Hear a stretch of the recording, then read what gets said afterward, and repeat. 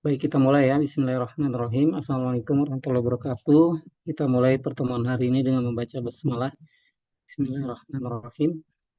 Ya, pertemuan kemarin saya meminta Anda untuk mendeteksi ya materi yang sudah disampaikan di RPS gitu ya. Nah, ini nanti menjadi panduan Anda ya untuk bisa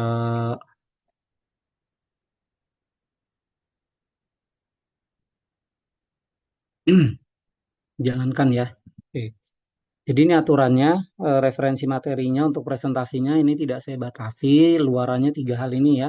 Slide materi, kemudian isi slide-nya ini nanti ada kajian teori, contoh soal. Jadi Anda menjelaskan contoh soal, kemudian soal latihan ya. Satu itu dikerjakan bersama untuk didiskusikan. Nah, nanti rekaman presentasinya diunggah di YouTube itu sekali aja. Jadi Anda tidak berkali-kali buat rekamannya gitu ya.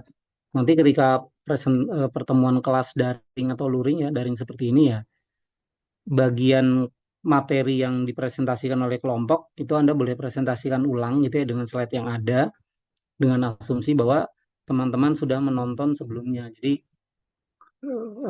videonya memang disampaikan H-1 gitu ya. Jadi paling nggak ada pengantarnya dulu, dan supaya lebih paham nanti ya dikerjakannya, dibahasnya pada saat pertemuan gitu ya, baik daring maupun luring gitu.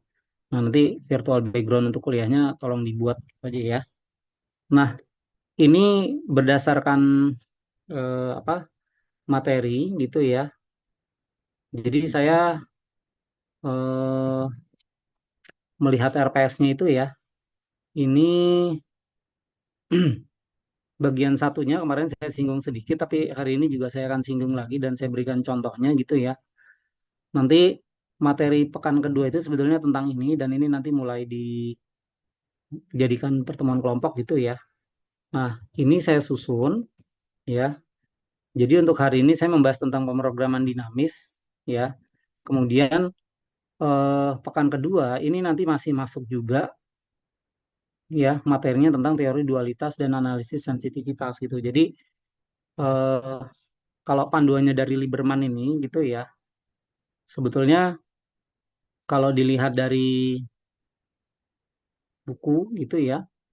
Nah, ini di chapter 6 ini ya. Chapter 6 ini Lieberman. Jadi Anda ceritakan saja tentang apa itu dualitas dan analisis sensitivitasnya gitu. Eh Walaupun di sini ada apa namanya? Arahan gitu ya, tapi tidak terpaku dengan ini saja gitu ya. Ini sebagai koridor umum saja gitu ya, program linier. Jadi kalau dualitas nanti sebetulnya Anda bicara tentang ada model linier gitu ya, eh, model program linier. Nah, ini ya. Jadi di sini ada, misalkan kan kalau di program linear itu kan ada fungsi tujuan gitu ya, fungsi tujuan ya, misalkan pakai Z gitu ya rumusnya. Nah, kemudian di sini ada kendala ya, kendalanya satu, dua gitu ya, dan seterusnya. Nah, ini nanti didefinisikan disebut bentuk primal gitu ya, bentuk primal. Nah, nanti ini ternyata setara dengan yang namanya bentuk dual gitu ya.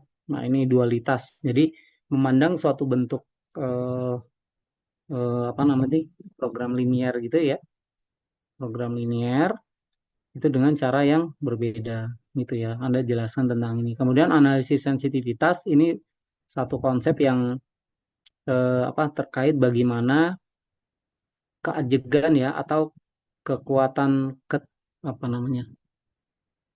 Jadi kalau sensitif kan diganggu sedikit langsung berubah gitu. Nah, ini kalau ini terkait dengan solusi gitu ya. Terkait solusi, solusi yang didapat itu apakah dia sensitif terhadap suatu perubahan atau tidak gitu ya. Jadi dianalisis, diselidiki tentang kesensitivitasan dari suatu solusi ya. Jadi ketika diberikan gangguan bagaimana perubahannya. Nah, ini di Anda bahas coba seperti apa gitu ya. Contoh dualitas dan bentuk analisis sensitivitasnya. Jadi tentu saja dikaitkan nih antara solusi primal dan solusi dual ini hubungannya seperti apa gitu ya. Solusi primal dan solusi dual gitu ya. Nah, ini pengantarnya gitu ya. Nah, kemudian nanti ada tentang teori antrian. Nah, saya memandang materi teori antrian ini kalau dilihat dari sumber gitu ya, itu kalau di sini ya, bab 10-nya, ketika bicara ini nih, queuing teori ini, itu sebetulnya ada kaitannya dengan rantai Markov gitu ya. Ada rantai Markov. Nah, di bab ini tidak ada tentang rantai Markov gitu ya. Tapi dari buku edisi yang sebelumnya itu ada sedikit tentang rantai Markov gitu ya.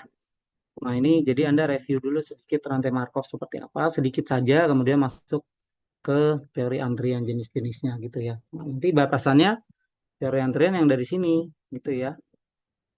Nih, apa sih yang dimaksud teori antrian, sistem antriannya seperti apa gitu ya. Nah, ini eh, kan dibelahnya dalam beberapa pertemuan gitu ya. Ini tapi saya plotnya pekan 3 4 ini materinya lumayan banyak gitu ya. Silakan nanti kelompok ini membuat paparannya ya sebanyak apa sejauh apa gitu ya. Nah, kemudian nanti model stok barang, teori inventory ya, Lieberman, model model EOQ dan segala macamnya gitu ya.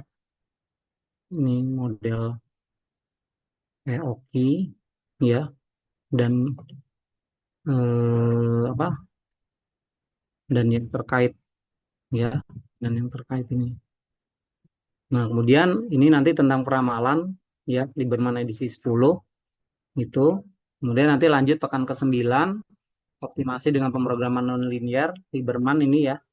Ini cuma referensi utama saja ya. Jadi bukunya juga bisa banyak, bisa lebih dari ini gitu ya. Kemudian ada teori keputusan. Nah, teori keputusan itu sebetulnya terkait dengan game teori ya, terkait dengan teori permainan ini gitu ya. Jadi sebaiknya memang bicara tentang teori permainan dulu dan dilanjutkan dengan teori keputusan gitu ya. Jadi ini saya belah menjadi dua ya, kelompok 6 dan kelompok 7 dalam pekan yang sama nih ya, saya buatnya ya. Itu. Kemudian nanti pekan ke-11 kalau sesuai RPS itu kan di sini bicara tentang jaringan transportasi ya, pengapalan, penugasan dan segala macam. Ini materi yang sudah masuk di program linear, jadi saya skip.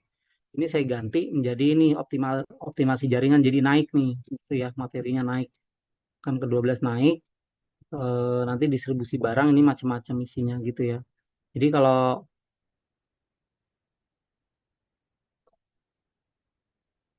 nah ini optimasi jaringan ya, terminologinya masalah rute terpendek, masalah apa perluasan pohon perluasannya minimum ya, masalah aliran maksimum, masalah aliran biaya minimum ya, dibahas di sini gitu. Jadi nanti kalian ketika membuat materinya, slide-nya gitu boleh ditampilkan dulu ke saya gitu ya, memastikan materinya sampai sini gitu ya. Contohnya misal yang di ini ya, ini cukup sampai masalah biaya minimum saja, aliran biaya minimum gitu ya contohnya ya. Kemudian ini manajemen proyek. Nah, manajemen proyek ini kan yang saya punya bukunya ada juga di bab 9 ini ada irisan ya. Tapi ada juga di bab 22 gitu. Nah, eh, manajemen proyek di sini itu yang buku yang kalian temukan juga ya kemarin ini di sini juga ada gitu ya. Nih, manajemen proyek di sini atau di sini juga ada nih. Sebentar, manajemen proyek. Saya sudah share aja ya bukunya. Jadi nanti kalian silakan di apa namanya? Divariasikan ya, dikombinasikan gitu ya. Manajemen proyeknya seperti apa bukunya. Nah, ini juga nih yang tadi masalah distribusi barang itu ya. Juga atau yang di Taha ini juga ada ya. Jadi sumber-sumber ini nanti silakan kalian pakai dideteksi aja di sini. Nah, ini masalah dualitas ini juga ada sebetulnya di sini. Jadi sebisa mungkin Anda belajar menelaah, menggali literatur yang diberikan ya. Kemudian nanti kelompok 10 Monte Carlo. ya. Monte Carlo ini menjadi materi materi yang terakhir nih ya. Sebentar, distribusi barang, terus manajemen proyek ya, CP4. Nah, ini juga beberapa 2 pekan gitu ya. 2 pekan, kemudian nanti Monte Carlo yang terakhir gitu. Ya, kira-kira seperti itu. Nah, nanti dalam pembuatannya itu ini sebetulnya materinya ini ya apa namanya paralel, artinya ada materi yang dia tidak tergantung dengan materi sebelumnya gitu ya.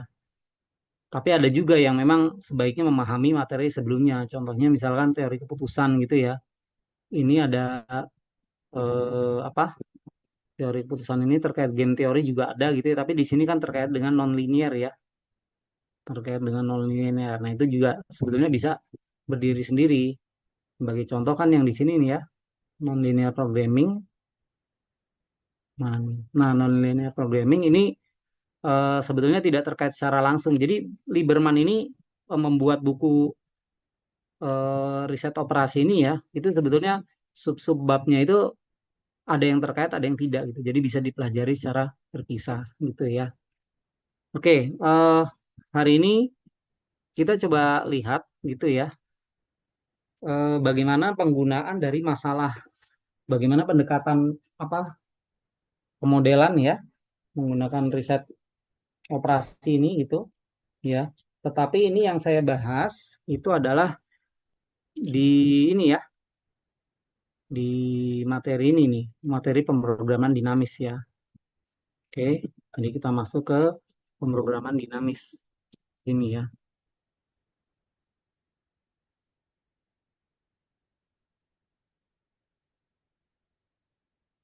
Oke, kita lihat dulu ya. Jadi kuncinya dari sini nanti ya, definisikan problem, ya, cari data yang relevan, formulasikan model matematika, ya, kemudian kalau bisa dibangun satu prosedur secara komputer gitu ya.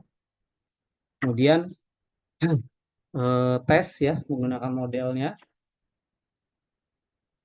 kemudian diaplikasikan ya dari model yang ada, kemudian nanti diimplementasikan gitu ya. Program dinamis itu kalau di buku ini saya keluar dulu ya. Jadi saya modelnya nanti langsung membahas di bukunya ini. Program dinamis ini di halaman 438 ya di sini. Oke.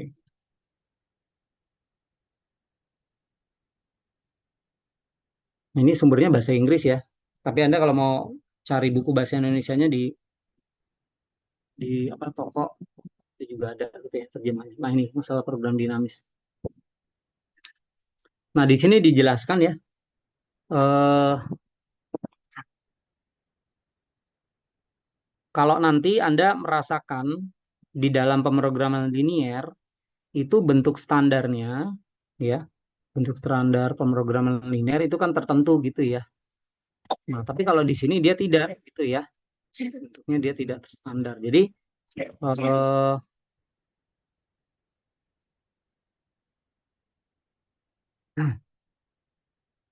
kan kalau Anda membuat suatu program linier gitu ya, di dalam apa namanya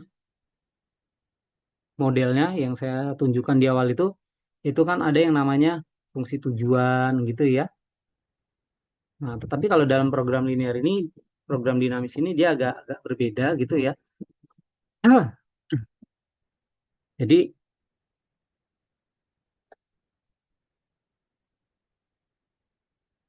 ini tidak ada bentuk standar gitu ya. Tidak ada bentuk standar.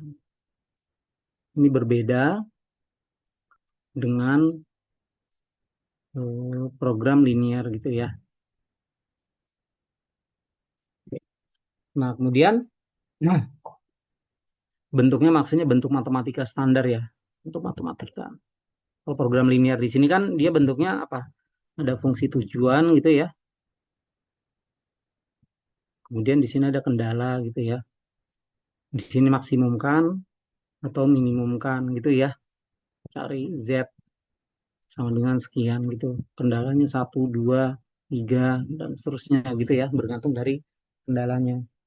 Ya, berarti kuncinya apa dalam pemrograman dinamis di sini? Ini diperlukan yang namanya kreativitas gitu ya. Untuk kreativitasnya harus digunakan di sini. Nah, kita lihat contoh prototipenya ya. Prototype di sini, stagecoach problem ya. Jadi di sini eh, apa namanya ya? Ekspedisi ya, masalah ekspedisi dari suatu permasalahan program linear gitu, ya, program dinamis ya. Jadi Anda bisa baca di sini eh,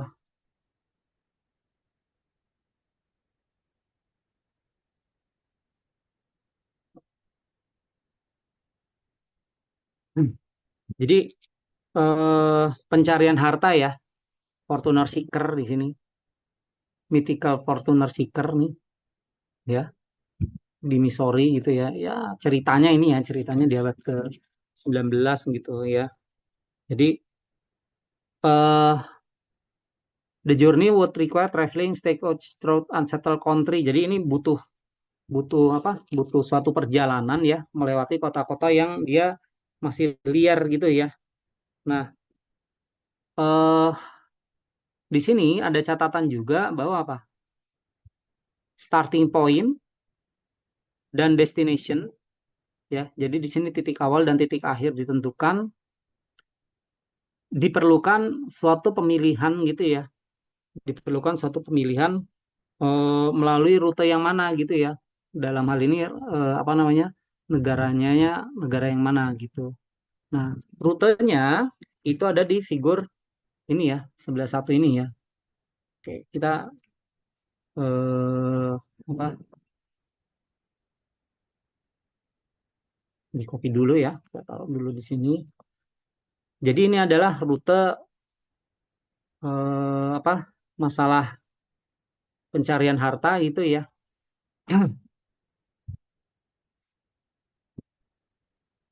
Titik awalnya ini ya. Ini titik awal dan ini adalah titik akhir. Nah, masing-masing jalan ini itu sudah diberi bobot gitu ya. Diberi bobot 3, 4, 2 ya, satuannya punya makna lah ya. Tapi paling enggak kita di sini punya punya tugas eh, bagaimana gitu ya menempuh perjalanan dari titik awal A gitu ya ke titik akhir melalui rute-rute seperti ini gitu. Ya, jadi permasalahan kita adalah mencari rute teraman gitu ya. Nah, ini pertanyaan kita adalah mencari rute teraman. Nah, di sini ada istilah, kalau di buku nanti ada apa namanya? Ada ya ada apa ini, asuransi gitu ya. Ada asuransi dijadikan pertimbangan gitu ya. Nah, ini adalah hal-hal yang bisa kita masukkan di dalam masalah ini gitu ya. Nah, eh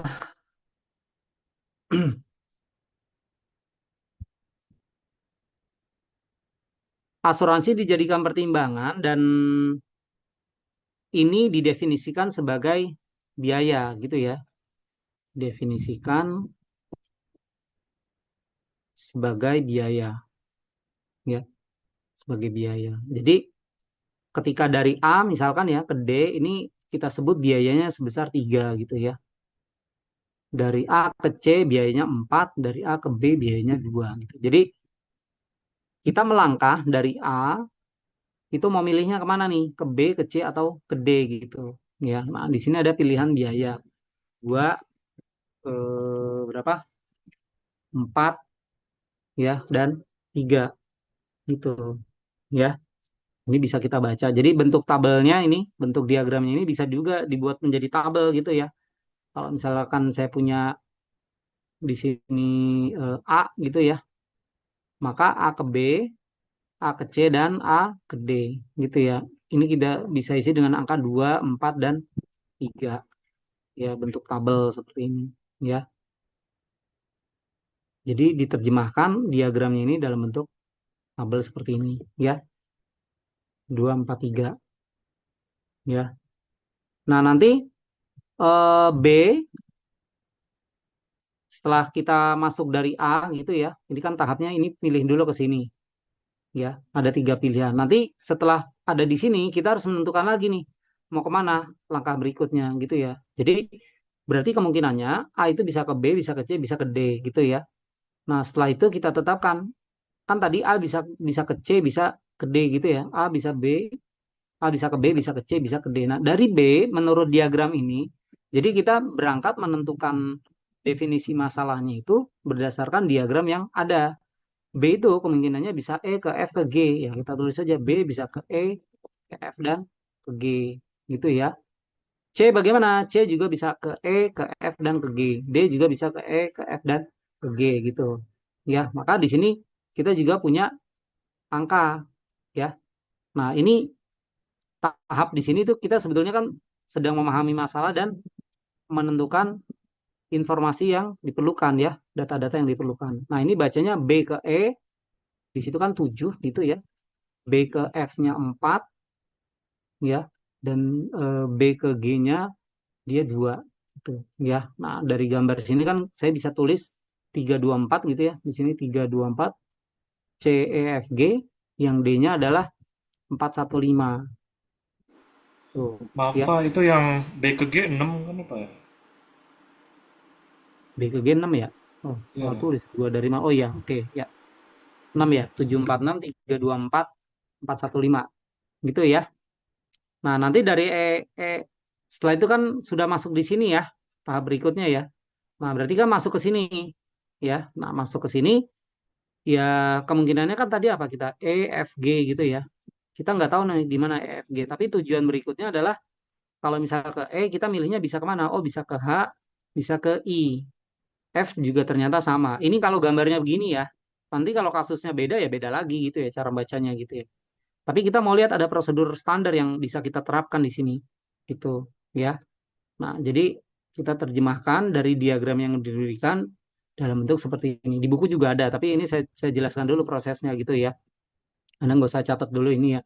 Jadi E bisa ke H, bisa ke I. Berarti EI dia nilainya 1, maaf EH nilainya 1, EI nilainya 4 gitu ya. Berarti nanti FH nilainya 6, FI nilainya 3. Nanti yang di bawah 33 gitu ya. Nah, sudah nih sampai sini ya. Nah, sekarang ketika sudah sampai sini, kan kemungkinan kita bisa ada di H, bisa ada di I gitu ya. Dan pilihan satu-satunya adalah J yang merupakan titik akhir. Nah, berarti kita bisa punya angka di sini ya.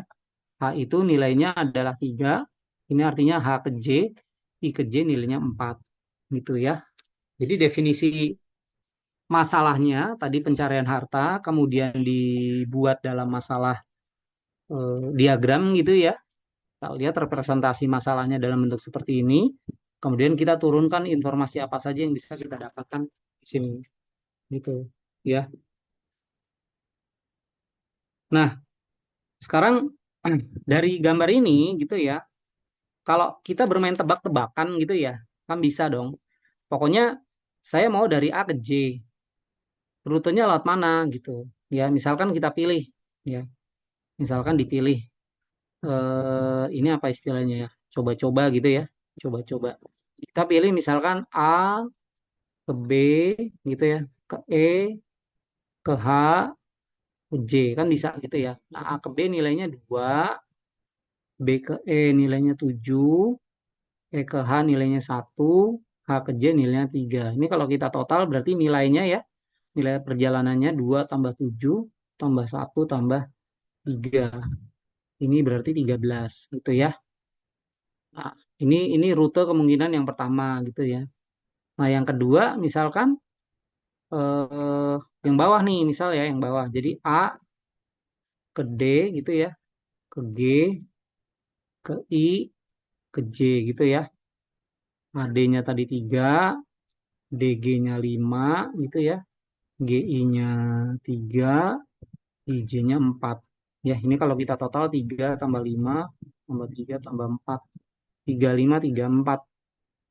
sama dengan 15 itu ya.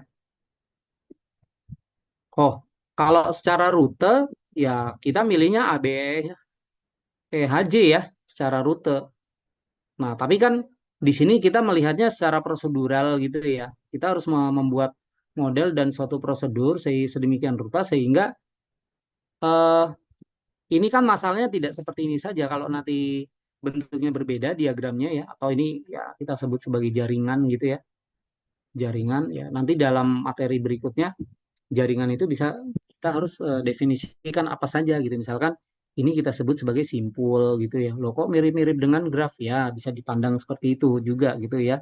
Ini sebagai sisinya, edge-nya gitu ya, vertex sama edge-nya dan segala macam gitu ya. Nah, jadi dari gambar ini saja kita bisa menemukan bahwa ternyata ada rute yang bisa kita cari, kita definisikan, tapi secara coba-coba ya. Ini kan angkanya banyak gitu kemungkinannya. Jadi permasalahannya adalah gimana nih cara kita membuat suatu prosedur sedemikian rupa sehingga nanti kalau diagramnya ini berbeda ya kita lakukan prosedur yang sama gitu. Ya, dan masalah ini pun juga nanti bisa didefinisikan dalam bentuk permasalahan program komputer gitu. Misalkan dari titik A definisikan pilihannya kemana saja gitu ya. Ini kan cuma tiga ya, kalau misal pilihannya ada banyak gitu ya. Nah ini mirip-mirip juga dengan soal di program linear ya. Apa namanya yang penugasan, pengapalan gitu ya, transportasi ini juga sama gitu ya. Dipindahkan ke kota satu, nanti dari situ ke kota yang lain. Tapi di sana kan dibatasi oleh kendala ya. Kendalanya misalkan kalau kita mau mengirim barang suatu daerah taruh di gudang dulu gitu ya. Nah, gudang itu muatnya berapa ya? Muatnya berapa? Nanti gudang lain dipindahkan lagi muatnya berapa? Jadi ada batasan di situ. Nah, kalau kalau itu kan masalahnya adalah didefinisikan nilainya di sini berapa, nilai simpulnya gitu. Ya, yang bisa masuk dan yang bisa keluar gimana. Nah, itu masalah program linear. Itu bisa dimodelkan dalam apa namanya persalahan linear ya. Jadi variabelnya masih pangkat satu, variabelnya banyak pun juga nggak masalah gitu. Nah, tapi ini kita melihat dari hal yang berbeda ya. Nah, ini nanti yang disebut sebagai pemrograman dinamis. Jadi ada dinamika ya, bergerak gitu, nggak cuma satu gitu. Dan nanti Anda bisa rasakan bahwa tiap kasus itu caranya beda-beda. Tidak ada prosedur standar. Istimewanya program dinamis di situ. Tapi ada koridor ya. Jadi kalau menemukan masalah gini ya koridornya harus ditentukan gitu. Ya. Nah, jadi di sini apa? Trial error ya. Kita mencobanya kita sebut sebagai trial and error. Dalam matematika diperbolehkan tapi tidak menarik gitu. Ya. Nah, berarti kita eh, ada keterangan di sini ya keterangan yang bisa kita ambil gitu. Bagaimana sih sebetulnya mencari prosedurnya gitu ya. Nah, prosedurnya ada di sini. Nah, ini ya. Fortunately, dynamic programming provides solution with much less effort than exhaustive enumeration gitu ya. Jadi eh jadi berpikirnya untuk ini ya, kita berpikirnya dari belakang dari sini. Itu ya. Ya. For the stagecoach problem ini ya, masalah ekspedisi ini kita mulai masalah yang lebih sederhana ketika apa? Fortune Seeker ini dia ini si siapa nih pencari harta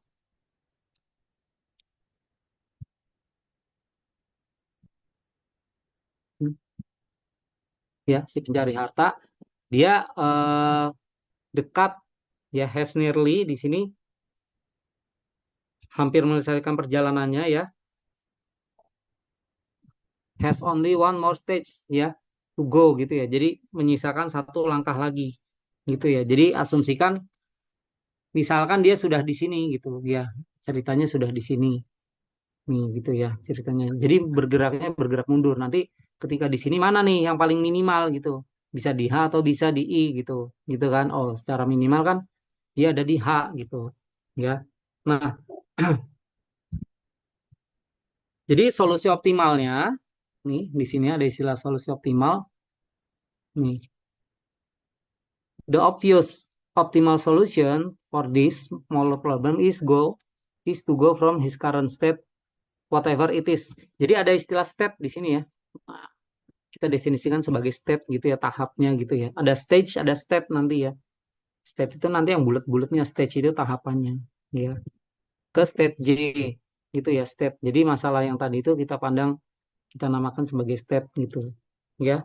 Nah, kemudian ada iterasi, jadi perulangan ya. Jadi satu tahap, satu tahap, satu tahap gitu ya. Makin mundur, makin mundur, makin mundur. Nah, detailnya seperti ini. Jadi formulasinya ya, misalkan kita sebut namanya variabel keputusan. Ya, variabel keputusan berdasarkan tahap yang ada gitu ya. Satu, dua, tiga, empat. Jadi kan masalah yang di sini nih, yaitu seolah-olah bisa dilihat sebagai tahap gitu ya. Tahap satu, tahap dua, tahap tiga, tahap empat gitu ya. Kan ketika kita mau menentukan ini milih kemana gitu ya. Selanjutnya ini kemana, selanjutnya ini kemana, selanjutnya ini kemana gitu. Ya, nah di sini didefinisikan gitu ya.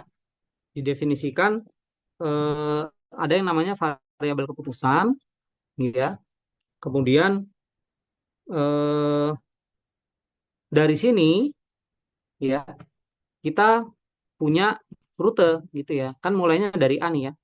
Mulai dari A, setelah itu kita putuskan mau kemana. Nah, keputusan pertama variabel kita kita buat sebagai variabel kita sebut X1. Jadi nilai X1 ini apa? Bisa B, bisa C, bisa D. Kan tadi ada tiga gitu. Ya. Setelah itu variabel berikutnya ya kan dia bisa di B, bisa di C, bisa di D. Nah, yang di X2 kemungkinannya adalah bisa E, bisa F, dan bisa G. Itu ya, E, F, dan G. Nah, lanjut berikutnya X3, ini kemungkinannya ada berapa? H dan I.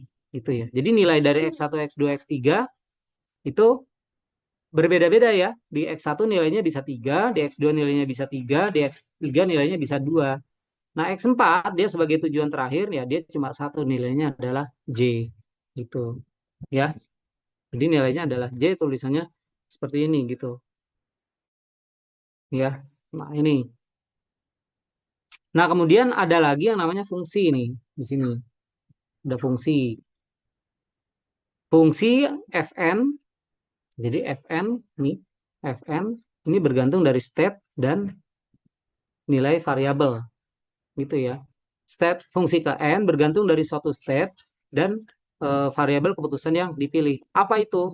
Nah, ini pemrograman dinamis. Jadi kita harus mendefinisikan fungsi yang kita pakai. Gitu ya. Total biaya dari keseluruhan kebijakan. Jadi pilihan kita mau kemana tadi ya. Tapi apa? Untuk setiap tahap yang tersisa. Nah, ini bahasanya ya. Overall policy for the remaining stages. Gitu ya. Nah, jadi eh ini bacanya pelan-pelan ya. Dila, eh, bukunya juga bahasa Inggris, nah memaknainya pun juga harus pelan-pelan gitu ya. Fortune seeker, pencari data, pencari harta, ini misalkan ada di state S gitu ya. Dia ada di state S. Nah, ketika dia sudah ada di state S, dia kan siap untuk memulai tahap ke N ya. Dan memilih XN, nilai variabelnya tadi ya, variabel keputusannya itu ya sebagai tujuan berikutnya gitu ya. Sebagai state untuk tujuan berikutnya. Bahasanya seperti ini ya, pelan-pelan ya. Nah, berarti kalau kita punya di sini ya S dan N gitu yang diketahui, maka XN bintang ini sebagai nilai keputusannya gitu ya, XN bintang, dia adalah suatu nilai sebarang ya dari XN. Nah, bisa jadi nilainya ini tidak tunggal kan Anda bisa lihat ya B, C, D. Bisa jadi nilai dari XN ini itu bisa lebih dari satu, tidak tunggal gitu ya. Dan itu terjadi ya kemungkinannya kalau nilainya nanti totalnya sama gitu ya, totalnya sama. Nah, maunya kita apa? Tadi kan biaya gitu ya, namanya biaya kan kita berarti harus mencari nilai minimumnya gitu ya. Jadi terkait dengan nilai minimum yang bersesuaian gitu. Tujuan kita adalah meminimumkan nilai Fn ya. Nah, kemudian Fn bintang. Jadi yang ada bintangnya ini dianggap sebagai solusinya gitu. Ya. solusi. Jadi nilai solusi yang minimum gitu ya dari fungsi fn ini ya. Nah, berarti fn ini sama dengan adalah nilai minimum dari fungsi ini gitu. Yang dicapai ketika apa nih? Nilai variabel keputusannya berupa xn bintang gitu ya. Nah, ini fungsi ini itu eh, didefinisikan lagi gitu ya. Ini masuk nih matematikanya nih. Jadi ada istilahnya biaya langsung pada tahap ke n, biaya yang tadi tuh di garisnya itu kan ada angka-angka nah, itu sebagai biaya gitu ya. Kemudian ada biaya minimum ke depan nih, minimum future cost stage n tambah satu dan seterusnya gitu ya. Lambangnya seperti ini. Itu ya didefinisikan. Ada indeks tuh muncul yang kecil ya sebagai stage gitu ya. Ada tahap gitu ya, ada state, ada stage, ada tahap, ada state gitu ya. Oke. Nah, nilai dari C, S, XN ya. Itu pakai tabel ya, tabelnya yang ini nih. Tuh, tadi ini ya, pakai tabel. Kemudian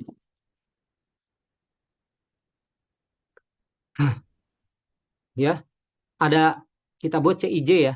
CIJ ini ada dua indeks itu ya. CSXN kita tulis sebagai CIJ dengan menulis I sama dengan S. Jadi diubah aja sebetulnya ya. Jadi ada C S X N ditulis sebagai C S apa IJ gitu ya. IJ. Nah, ini I sama dengan S gitu ya, current state dan J sama dengan XN gitu ya. Ini state sekarang ya. Dan J sama dengan XN itu adalah apa? State yang akan dituju, the immediate destination. Nah, di sini because the ultimate destination apa nih? Tujuan terakhir ya, state J ini ya, tujuan terakhirnya ini apa dicapai ya di akhir pada stage keempat. Nah, ini tahapnya ada empat ya. Jadi gambar yang ini gambar ini ada empat tahap gitu ya. Nah, ini eh, kita tulis ya F5 di sini ya. Bentar, nulisnya F5 ya. F5 bintang kita pilih dia nilainya akan sama dengan nol gitu. Jadi nilai ini sudah selesai ya, nilainya sama dengan nol. Nah, tujuan akhir kita nih, the objective is adalah menentukan nilai ini ya dan rute yang bersesuaian ya. Jadi pemrograman dinamis bergerak gitu ya. Kita secara algoritmis gitu ya, secara bertahap gitu ya. Tapi dinamik gitu ya. Kita mau menentukan nilai-nilainya gitu ya. F4 bintang berapa, jadi nilai minimumnya berapa, 3 2 gitu ya. Nah, untuk setiap state yang mungkin ya, kemudian menggunakan ini F2 bintang untuk cari nilai F1 bintang dari A gitu. Jadi sebetulnya ini eh, ya bisa kita pandang maju mundur gitu ya. Nah, sekarang tadi di dalam operation reset itu kan ada prosedur ya. Nah, di sini solusi apa prosedur penyelesaiannya gitu ya. Nah, bahasanya pelan-pelan ya dibaca ya. Jadi ketika si pencari harta ini tinggal satu tahap lagi ya untuk sampai ke tujuan akhir, ya berarti eh, apa nih? Rute berikutnya ya itu ditentukan oleh state yang sekarang. Kan di gambar ini nih, sebentar saya pakai ininya aja. Pakai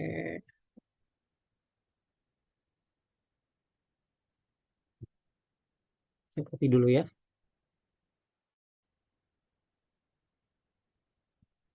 Nah, ini ya.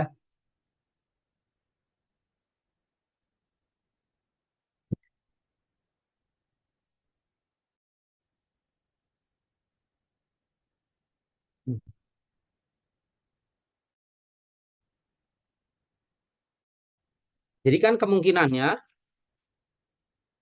ya si posisi dari pencari harta itu satu tahap lagi, berarti posisinya di sini nih. Dia nih ya, mencari hartanya ya. Berarti kemungkinannya ya ada di H atau I gitu ya. Ada di A atau ada di I. Nah, di sini tujuan akhirnya kan, tujuan akhir nilainya adalah X4 ya. Kita definisikan sama dengan J. Jadi tujuannya sama dengan J ya. Ini nilai X4. Nah, ini X3 gitu ya. Ini X2, ini X1. Ini A. Kan A kita mau pilih X1, X1 selanjutnya X2, X2 selanjutnya X3, X3 selanjutnya X4. Yang ini akan sama dengan J gitu ya. Jadi ceritanya sudah di sini satu satu tahap lagi gitu ya. Jadi nilai stepnya sama dengan J gitu ya. Nah, berarti ini bisa kita tulis ya, bisa kita tulis di sini. Nah, ini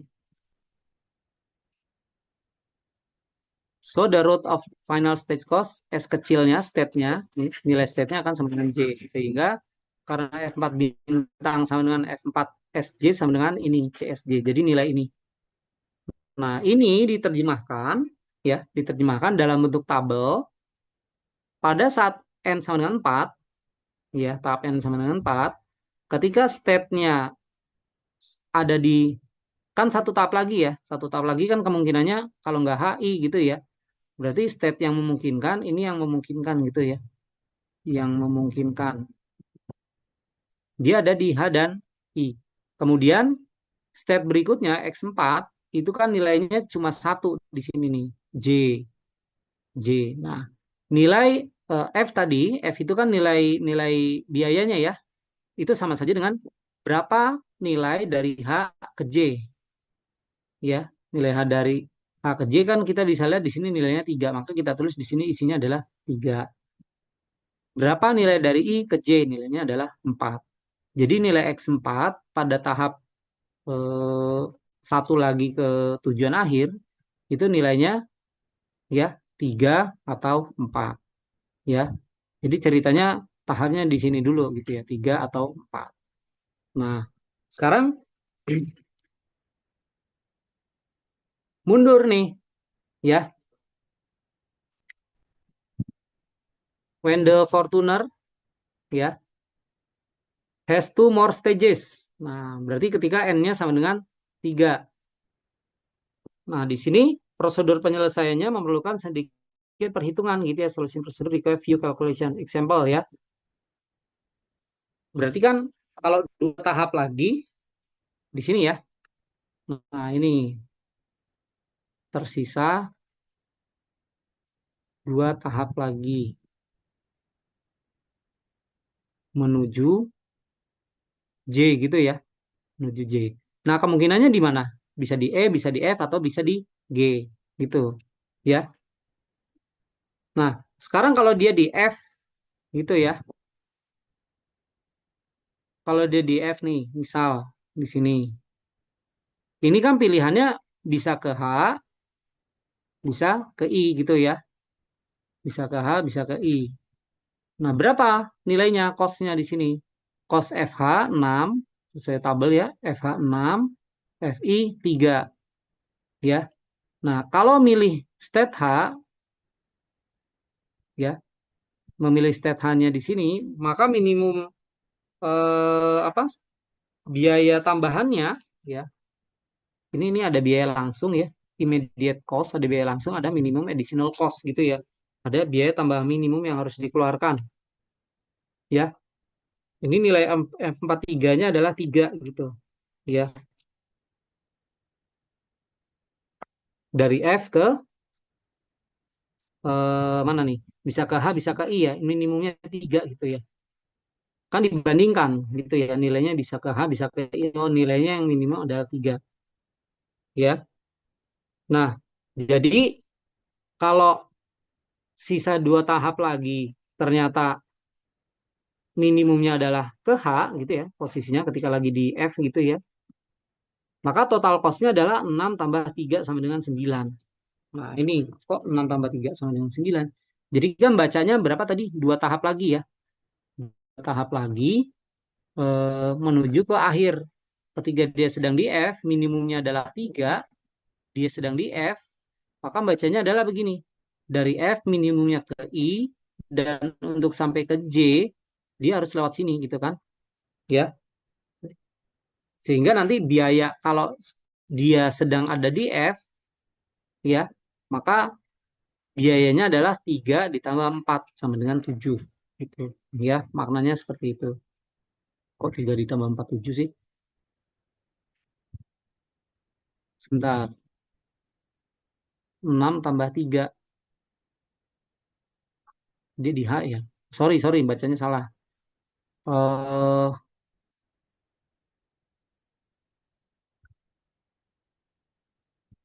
bentar. F4H kan 3 ya. Sorry, F4H. Jadi F ini solusinya kan di sini 3 gitu ya. Maka kalau dia milihnya ke H, milihnya dia ke H nih, maka totalnya adalah 6 tambah 3 sama dengan 9. Gitu ya. Tetapi kalau dia milihnya, saya ganti warna, milihnya lewat I, ya, berarti 3 ditambah 4 gitu ya. Ini nilainya adalah 7. Jadi ketika posisi di F, kalau dia milih lewat I, jumlahnya 7, tapi kalau dia milih lewat H, jumlahnya adalah 9. Itu kalau di F gitu ya. Nah, di titik F, nilai minimumnya kan F n bintang itu adalah nilai minimum dari suatu fungsi, nilainya adalah 7 gitu. Nah, ini nanti diterjemahkan dalam bentuk tabel, jadinya begini. Ini nih, hati-hati nih bacanya nih, ya.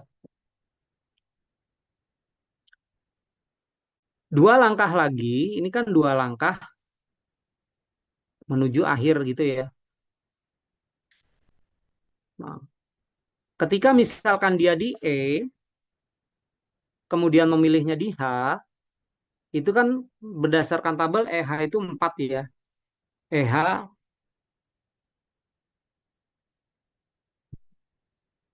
sorry, bukan EH 4 ya. E ke H itu nilainya adalah C SX3 tambah F4X3.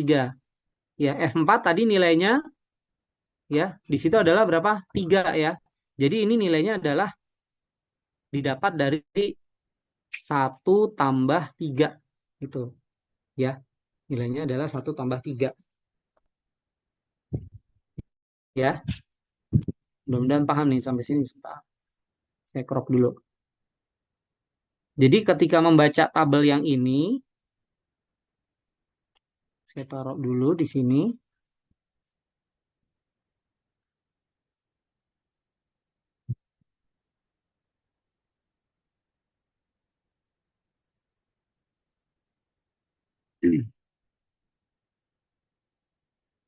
Ya,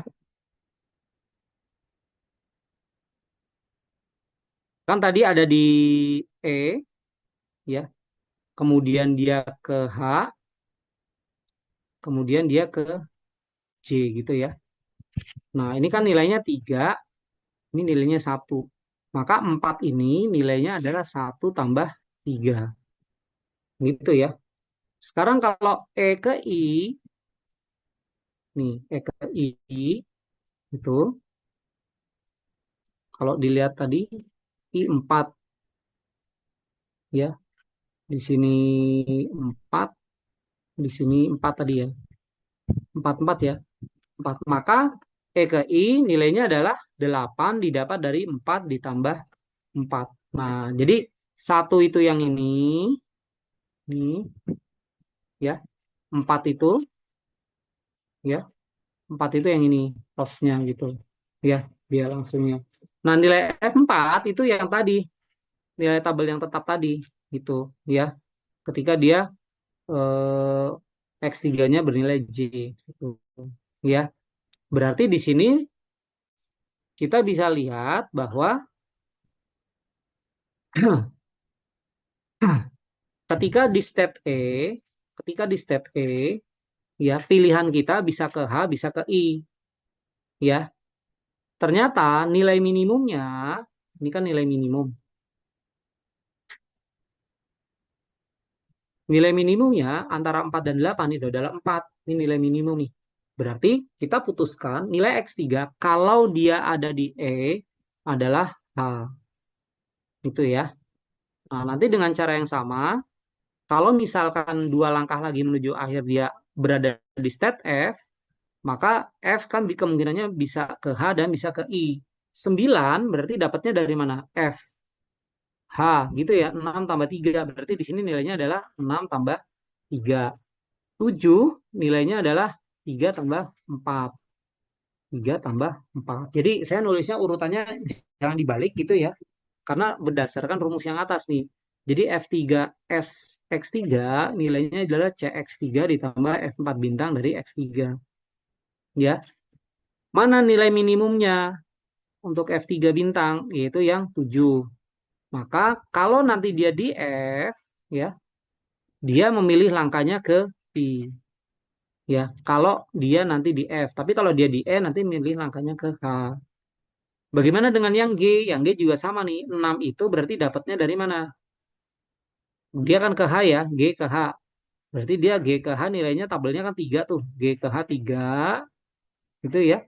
Kemudian ditambah F4. F4 tadi tetap ya. Nilainya kalau ke H nilainya 3. Ini nih ya, nilainya 3.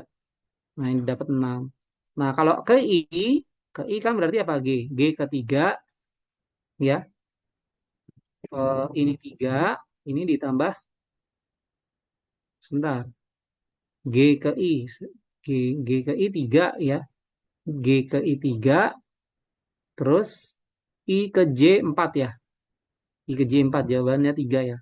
3 tambah 4 7. Maka yang diambil adalah nilainya yang ini 6 gitu ya. Jadi nanti eh, kalau dia di G, dia harus milih yang ke H gitu ya. Jadi posisi kita ketika di E, maka pilihnya adalah ke H. Ketika di F, dia milihnya ke I. Ketika di G, dia milihnya ke H. Ya, itu dua tahap menjelang tujuan gitu ya. Kok ribet? Nah, bukan ribet sebetulnya. Jadi ini prosedural ya, prosedural. Jadi kita berpikir dari belakang. Seandainya kita sudah sampai di J, ya, sudah sampai di J, apa yang harus kita lakukan? Itu ya. Kalau ke H, satu tahap lagi menuju J. Kalau saya di H, nilainya 3, kalau saya di I, nilainya 4 gitu ya. Saya berharap posisinya ada di H gitu ya. Karena dia nilainya yang paling sedikit. Nah, kemudian mundur dua tahap berikutnya.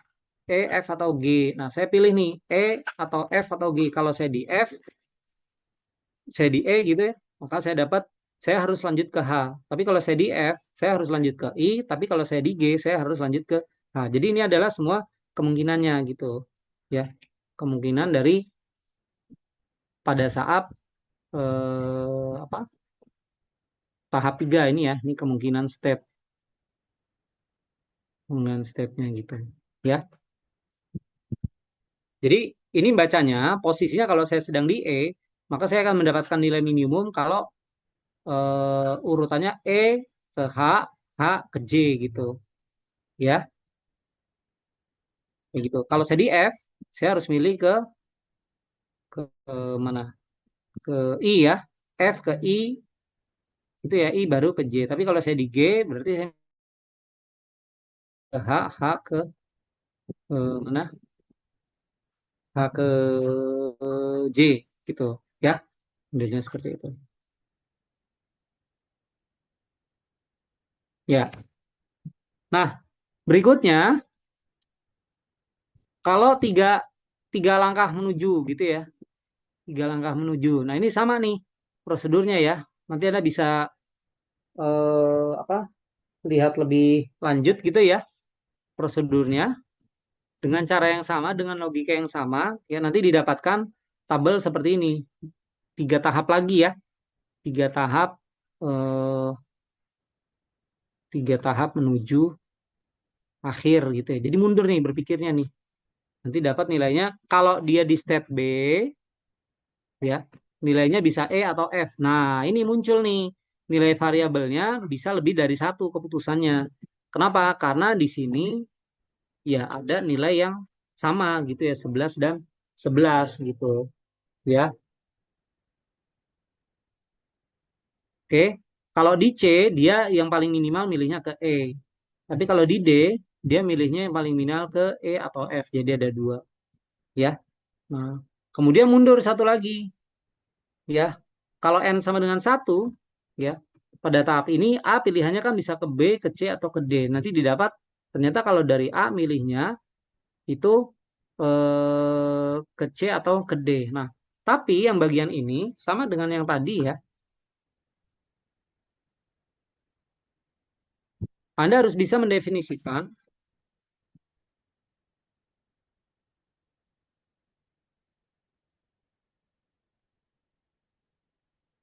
dapat angkanya ini berapa gitu ya. Di sini angkanya berapa? Contohnya 11.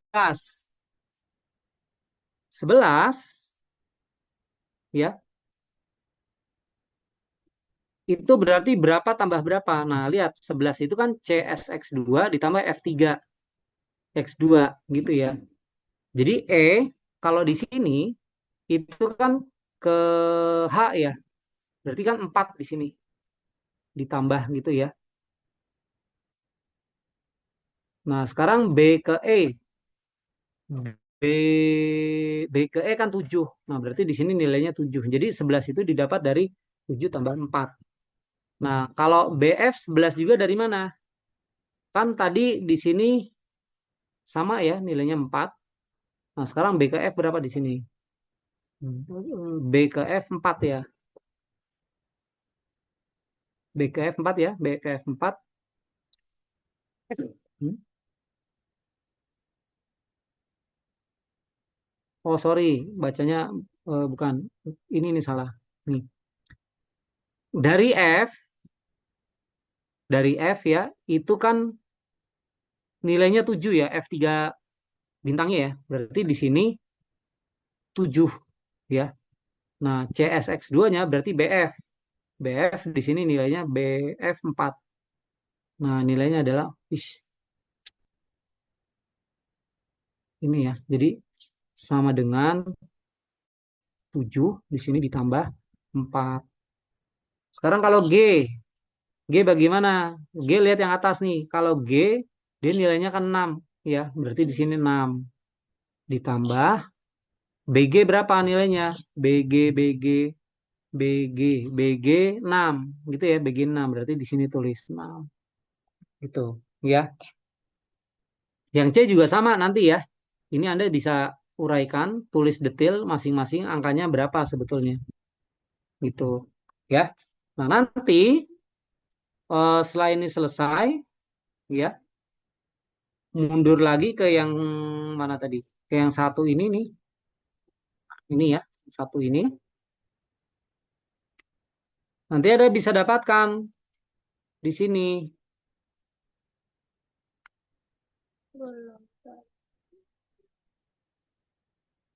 ya, 13 itu dapatnya dari mana gitu ya. Misalkan B ya, B nih. B 13 itu dapatnya dari mana gitu ya. B menurut ini itu yang bisa adalah E atau F gitu ya. Tapi nilainya di sini kan sebetulnya F2-nya adalah 11 gitu ya ditambah nah A ke B. A ke B berapa di sini? A ke B 2 gitu ya. A ke B 2. Di sini 2. 11.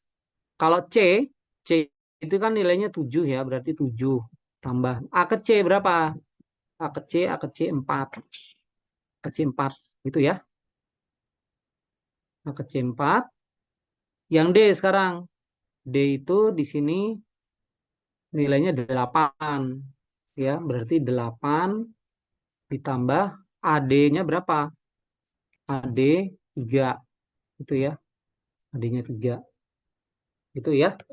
Nah, di sini yang paling kecil berapa? Ternyata ada dua nih, ya, dicapai di C atau di D. Maka X1 variabel keputusannya bernilai C atau bernilai D. Gitu ya. Nah, kalau sudah sampai sini bagaimana? Kita bisa buat jalur ternyata gitu ya. Nah, ini berarti kan bacanya A bisa ke C atau bisa ke D. Gitu ya. Dari C itu harus ke E, harus ke E, ya.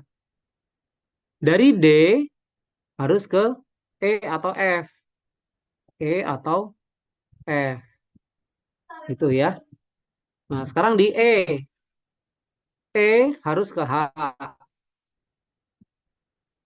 gitu ya. E harus ke H. Kalau F harus ke mana? F harus ke I, gitu ya. Nah, terus kalau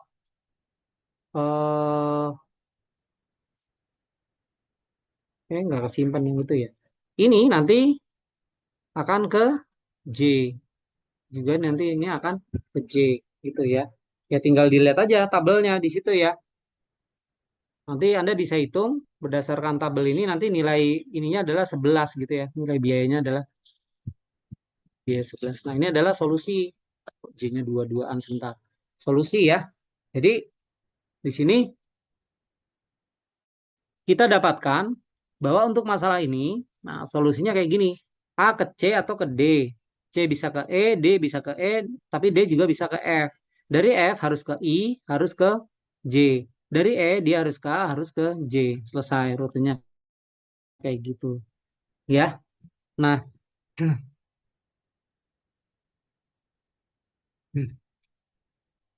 ini contoh prototip ya masalah pemrograman dinamis gitu ya. Nah, nanti program dinamis ini ada deterministik, ada probabilistik gitu ya. Kalau deterministik dia apa ditentukan harus kemana-kemana. Tapi kalau probabilistik peluang mengambil variabel keputusan bernilai ini gitu ya itu berdasarkan peluang. Nah, ini solusinya apa baik probabilistik maupun deterministik itu karena dia kita sebut sebagai pemrograman dinamis itu memiliki berapa nih? 8 karakter ya. Ada 8 langkah, 8 karakteristik. Jadi yang pertama eh, dia harus bisa di dalam the problem can be divided into stages.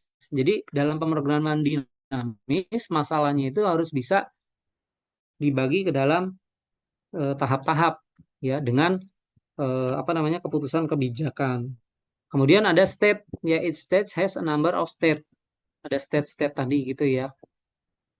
Kemudian apa? Ini bahasanya ya. Efek dari kebijakan itu ya mengubah current state ya menjadi state yang bersesuaian ya, mengubah state saat ini menjadi state lain pada awal tahap berikutnya ini ya. Nah, ini possibly according to probability distribution. Nah, ini nanti yang bisa kemungkinannya pemrograman dinamis probabilistik gitu ya. Nah, yang keempat di sini apa? Tujuannya apa prosedurnya untuk mencari kebijakan yang optimal gitu ya. Yang kelima apa di sini? Optimal policy, jadi kebijakan optimal untuk stage tersisa itu bebas gitu ya, independen di sini ya, terhadap keputusan yang telah diambil di tahap sebelumnya gitu ya, di stage sebelumnya ya. Nah, ini yang disebut sebagai prinsip optimalan ya untuk pemrograman dinamis di sini ya kuncinya. Nah, kemudian langkah keenamnya ini bahasanya ya, kebijakan terakhir untuk eh, apa langkah terakhir gitu ya. Dan yang ketujuh ini yang di sini yang agak susah ya dan berbeda-beda ya. Jadi untuk masalah ekspedisi bentuknya ini ya, meminimumkan dari bentuk ini gitu. Tapi nanti solusi soal-soal yang lain ya beda lagi gitu ya. Tapi tetap koridornya adalah langkah-langkahnya seperti ini ya. Oke. Terus langkah ke-8 mana tadi? Ini ya. When we use this recursive relation gitu ya. Ini the solution procedure start at the end. Jadi mundur ya. Mundur, bergeraknya mundur state by stage gitu ya, sampai ditemukan kebijakan optimal pada tahap pertama di initial stage gitu. Jadi dari belakang mundur, setelah itu kita uji, kita maju lagi gitu nilainya jadi eh, sesuai gitu. Nah, ini definisi n kecilnya sama ini gitu ya. Nah, ini nanti bisa Anda eh, lihat gitu ya di dalam contoh soal yang ada di sini, deterministic programming gitu ya. Nah, ini contoh dua ya, pendistribusian tim medis ke negara, countries, ke beberapa negara gitu ya. Nah, ini masalah ya. Masalahnya ya ada 5 tim medis di sini ya. Mana tadi sebentar. 5 medical teams nih. Ini menariknya nih ya. Jadi ada 5 tim medis mau didistribusikan ke 3 negara ya. 5 tim medis ada 3 negara. Nah, berdasarkan data kita mau mencari nilai maksimum. Nah, ini masalahnya memunculkan nilai maksimum gitu ya. Ukurannya bagaimana? Ukurannya adalah ini measure of performance-nya ini ya, ukurannya adalah additional person years of life. Jadi tambahan harapan hidup ya, tambahan tahun hidup, yaitu definisikannya seperti itulah. Maksudnya apa sih increase life expectancy ya. Jadi tambahan harapan hidupnya. Nah, kemudian kita punya data nih. Tabel itu ada data. Mana datanya? Nah, ini ya. Jadi ceritanya kalau negara satu dikirim nol, tidak dikirim sama sekali ya, thousand of edition person years of life-nya ya nol semua gitu ya. Ini enggak kalau nggak dikirim sama sekali. Tapi kalau dikirim satu ke negara satu, nah ini tambahan hidupnya ya, tambahan hidup masing-masing negara beda-beda. Ini 45, ini 20, ini 50 gitu ya. Kira-kira seperti itu. Nah, tapi kalau di sini dikirim 5, ini nambahnya 120, 150, 130. Jadi ini enggak linier ya. Sebentar, linier enggak. Kalau ini 45, 20, 50. Dikirim 2, 70, 45. Ini selalu lebih kecil yang negara 2 ya.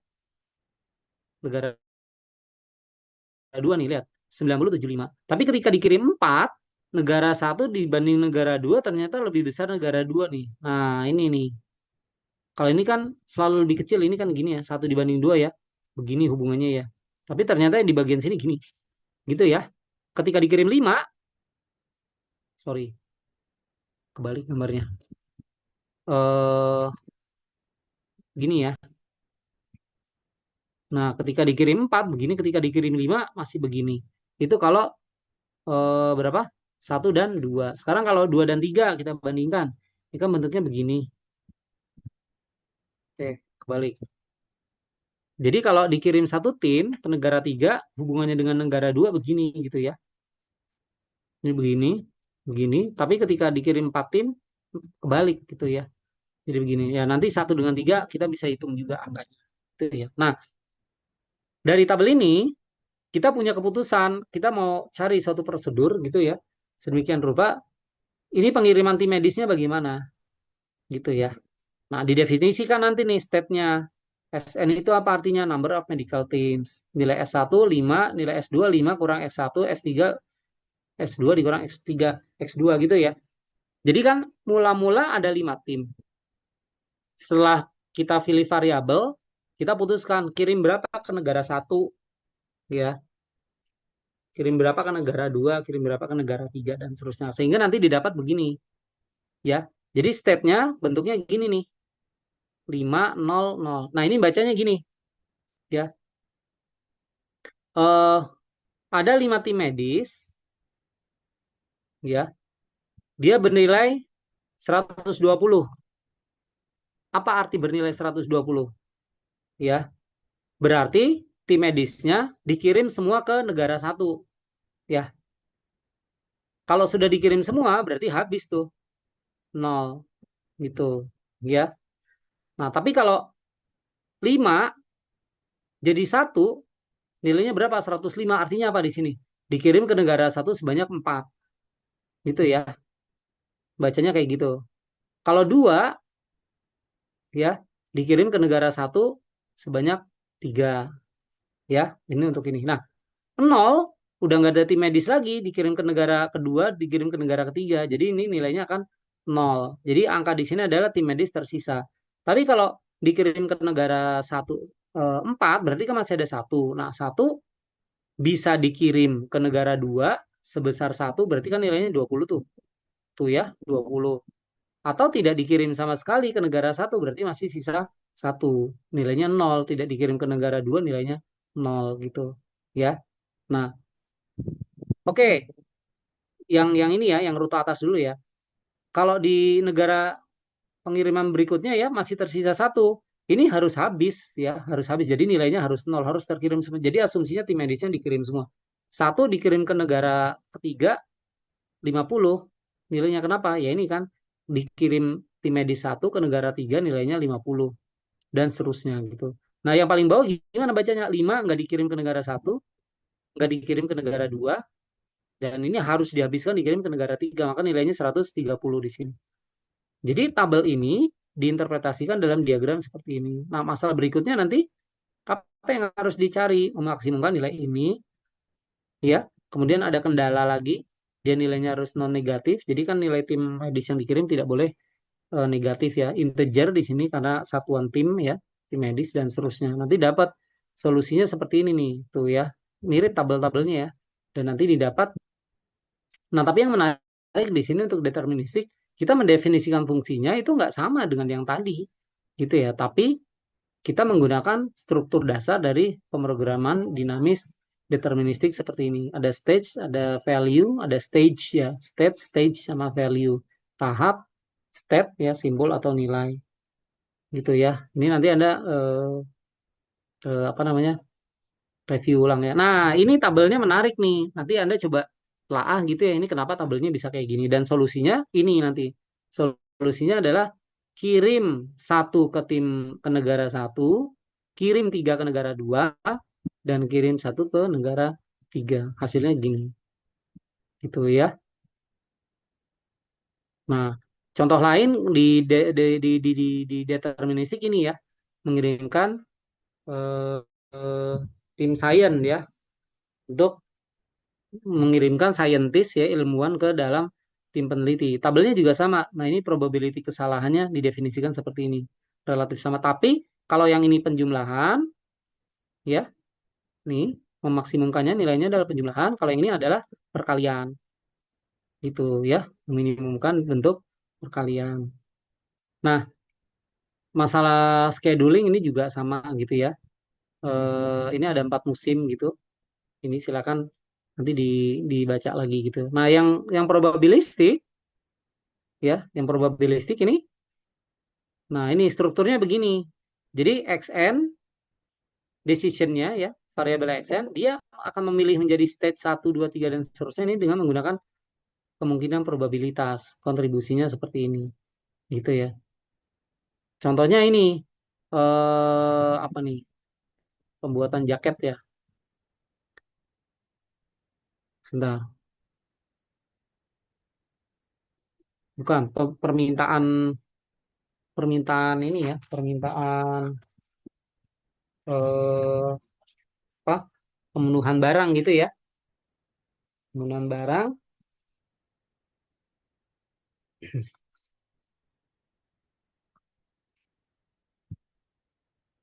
apa sih bahasanya ini? Reject allowance, menentukan reject allowance, kebolehan penolakan, apa bahasa ini ya.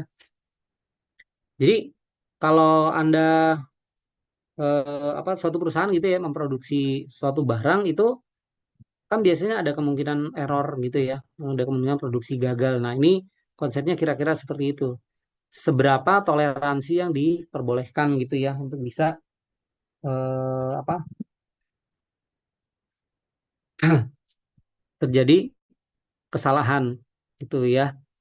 Nah, ini probabilitasnya tapi setengah gitu ya di sini ya produksi. Jadi suatu barang diproduksi dia apa tuh namanya?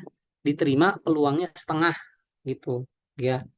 Peluangnya setengah. Kalau setengah nanti ada distribusinya nih, didefinisikan distribusi binomial. Binomial itu kan peluang sukses gagal gitu. Ya, nah nanti formulasinya seperti ini nih. Ya, formulasinya seperti ini. Nah, ini nanti Anda coba apa? Pelajari ya, diskusikan secara mandiri gitu untuk mendapatkan tabel-tabel seperti ini. Nah, diagramnya beda ya. Diagramnya di sini nggak ada. Modelnya seperti ini. Tidak seperti yang tadi deterministik gitu ya. Tapi di sini memiliki kebanyakan win-loss, bukan yang ini. Udah beda ya. Tidak ada diagramnya, hanya bentuk seperti ini. Nah, tetapi yang penting di sini adalah merumuskan fungsinya ya. Fungsi optimasinya seperti apa. Nah, satu lagi adalah ini bermain koin ya. Ini nanti kalau kalau luring kita coba game gitu ya, Winning in Las Vegas. Tapi saya kasih kesempatan Anda untuk bisa memahami ini dulu gitu ya. Nah, jadi eh dari sini ya,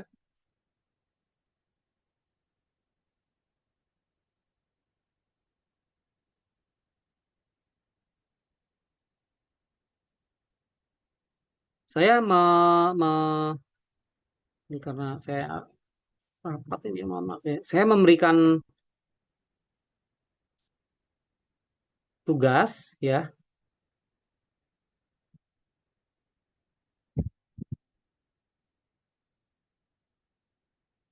untuk pemrograman dinamis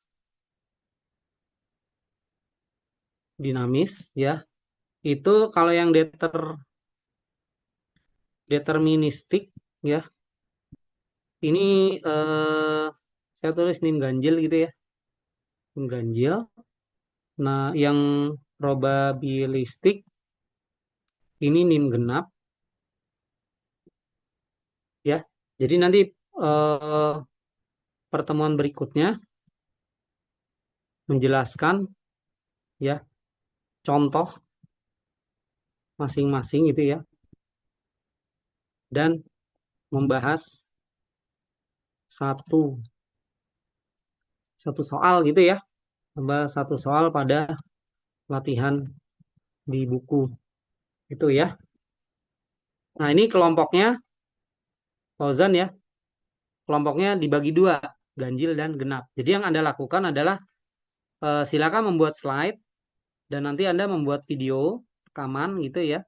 Kemudian menjelaskan masing-masing ini. Di sini kan ada kalau yang deterministik, sebentar, deterministik contohnya berapa nih?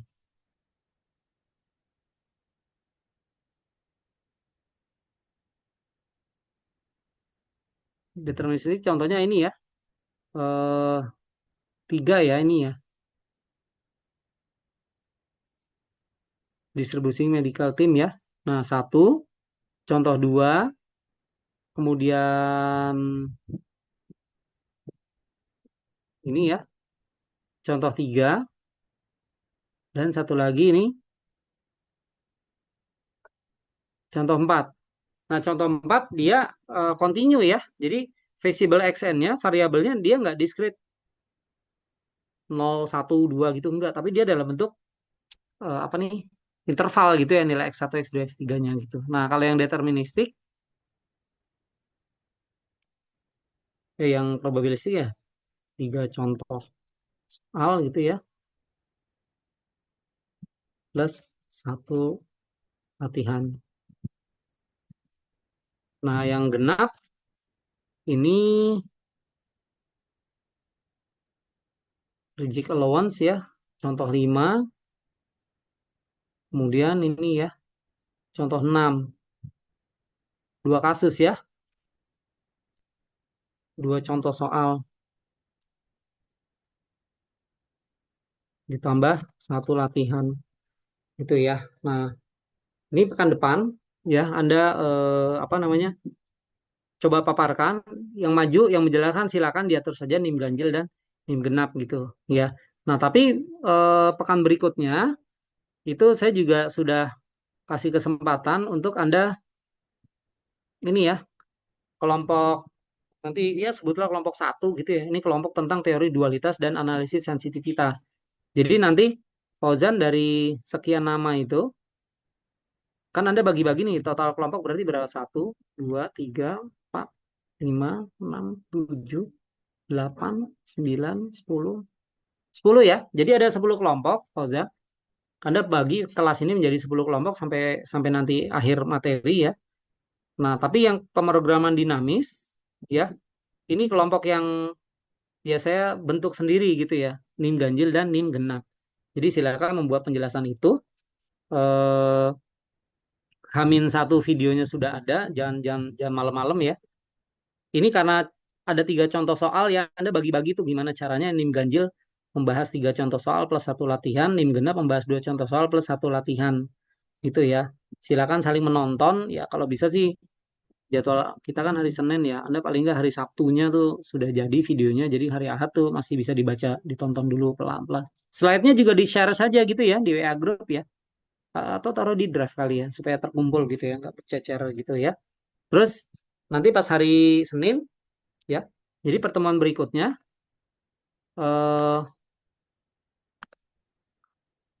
pertemuan berikutnya ini review ya, pemrograman pemrograman dinamis ya, deterministik dan probabilistik ya.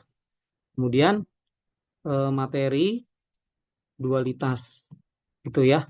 Nah, kok kesannya yang duluan kerjainnya duluan, memang begini ya, aturannya gini dulu gitu. Karena ya kebetulan di kelompok dualitas secara RPS kan materinya duluan gitu ya. Tapi sebetulnya kalau secara pengerjaan itu Anda bisa berlangsung paralel ya. Jadi setelah kelas dibagi 10 kelompok, ya Anda bisa bekerja pada saat itu juga tanpa menunggu kelompok yang satu selesai gitu ya. Dualitas apa tuh game teori secara konsep mungkin tidak nyambung banget gitu ya. Jadi nanti game teori silakan saja Anda mulai bekerja gitu tanpa harus mengerti dulu bagian teori dualitas gitu ya. Jadi antrian pun juga sama, antrian sama ini dualitas analisis sensitivitas terpisah nih. Jadi ini konsep yang berbeda gitu. Ya teknik riset operasi ini memang Anda akan membahas berbagai konsep ya, dan ini apa dasarnya dari sini gitu ya, mendefinisikan masalah, memformulasikan model matematika ya. Contohnya yang di teori antrian nanti ya, Anda antrinya satu, pelayannya satu. Itu skenario-nya bagaimana gitu. Ada istilah MM1, MG1 ya, JM1, MM2 gitu ya. Nah, itu apa sih maknanya gitu? Banyak antrian, banyak pelayanan, distribusinya apa gitu. Terus salurannya itu juga didefinisikannya terbatas atau tidak. Nah, itu mulai dari situ ya. Jadi silakan nanti semua kelompok itu mulai bekerja dari sekarang. Padat iya, padat memang ini akan banyak tugas dan banyak presentasi, tapi Anda boleh konsultasi selama pembuatan materinya itu ke saya secara japri kelompok gitu. Ya. Oke, mungkin itu dulu pertemuan hari ini. Saya sudah telat rapatnya nih. Setelah ini saya mau langsung keluar. Ada pertanyaan dulu nggak dari Fauzan ya? Silakan. Yang nanti akan arrange mengatur teman-temannya Fauzan. Nanti yang PPT semuanya dibagikan ke grup ya Pak? Iya, paling gampang nanti di deskripsi grupnya itu aja, bikin drive, taruh aja filenya di situ, bikin kotak kelompok ini, jadi akses dari situ. Kalau di drive, kalau di WA grup kan kadang kalau nggak ke download hilang nanti. Itu taruh di drive aja nanti ya. Oke Pak. YouTube-nya, Eh, YouTube kan bisa diakses nanti ya. Gimana? Berarti kan yang pertemuan berikutnya kan ada yang em, apa yang review program dinamis kan yang kelompok ganjil genap sama materi dualitas. Berarti yang kelompok materi dualitas itu harus ada lagi ya, bikin lagi selain yang ganjil genap itu. Oke, 22B kan ada berapa? 30-an, 33-an ya gitu ya. Iya Pak. Berarti misal dibagi 10 sama rata tuh, berarti kan tiga, tiga orang sampai empat orang ya. Ya Fauzan setelah ini silakan diatur aja lah kelompok satu siapa, 2 sampai 10 siapa. Dah, itu untuk materi mulai dari dualitas sampai yang terakhir Monte Carlo kan. Nah, tapi tugas yang saya kasih sekarang itu dinamis, deterministik dan probabilistik. Anda saya bagi menjadi dua besar, ganjil dan genap gitu. Jadi ganjil silakan bekerja untuk deterministik, genap silakan bekerja untuk probabilistik. Berbeda. Jadi memang paralel gitu ya, intinya gitu. Nanti pertemuan pekan depan ya saya kasih waktu sekitar 1 jam, 1 jam untuk membahas, setengah jam jelaskan. Makanya videonya kalau sudah bisa dibuat kan tinggal direview lagi. Ini ada yang nggak ngertinya di mana. Terus, jadi di video itu hanya membahas contoh soal ya. Nanti soal latihannya itu pada saat pertemuan berikutnya. Jadi kita ada satu waktu, oke ini ada soal tentang deterministik. Kan ada tuh di buku Lieberman-nya tuh, banyak soal pilih aja satu. Ya Anda juga harus sudah siapkan ininya ya, sudah siapkan jawabannya juga. Nanti ganjil nih presentasi dulu nih bla bla bla bla bla. Oke, udah jelas. Nah, coba kita kerjakan bersama. Nah, teman-teman genap kerjain dulu gitu. Kasih waktu 10 menit lah gimana. Setelah itu kita diskusikan. Nanti gantian. Yang genapnya juga memberikan pilih aja satu soal gitu ya. Di buku itu kan ada yang bintang tuh. Nah, yang bintang itu ada kuncinya, tapi tidak ada prosesnya. Nah, Anda bisa pakai yang itu juga nggak apa-apa. Supaya kelihatan jawaban akhirnya gimana. Ya, setelah dari situ kita bisa simpulkan, oh kalau mengerjakan apa dinamis deterministik dan dinamis probabilistik kuncinya seperti apa sih gitu ya. Dan itu nanti Anda bisa bayangkan kalau nanti menjadi soal ujian kira-kira gimana loh nemu soal seperti itu prosedurnya gimana gitu ya. Jadi yang dilihat adalah prosedurnya. Nah setelah itu baru masuk dualitas dan sensitivitas. Jadi kelompok yang bersangkutan pun juga sudah harus melaksanakan YouTube-nya gitu ya. Jadi pekan ini memang Anda langsung padat. Pekan berikutnya kalau sensitivitas dualitasnya masih belum selesai ya dilanjut dulu di pekan depan kalau masih ada yang belum puas gitu. Nanti berikutnya berarti kelompok antrian sudah harus siap-siap gitu untuk videonya gitu. Kalau ini sedikit pemaafan ya. Kalau Pak rekamannya masih belum, kami fokus di slide-nya. Saya mungkin bisa toleransi sedikit. Yang penting slide-nya jadi dulu.